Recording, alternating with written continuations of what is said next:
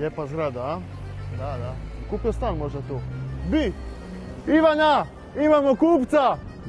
Vito, slobodno dođite gore. Odmah da ti olakšam stanje za renovaciju. I to kompletno. Nalazi se na prvom katu, nema parking, a orijentacija je sjevero-zapad. Lokacija je Svačićev trg, što je poprilično dobro, zar ne? Cijena mu je 510.000 eura. Misliš da je to korektna cijena za ovu lokaciju? Ivana, što radiš to? Ej Vito, uzimam mjere za Ivana, s obzirom da on voli ovakve izazove, jer od ovog prekrasnog stana od 135 kvadrata on će sigurno napraviti 2 manja luksuzna.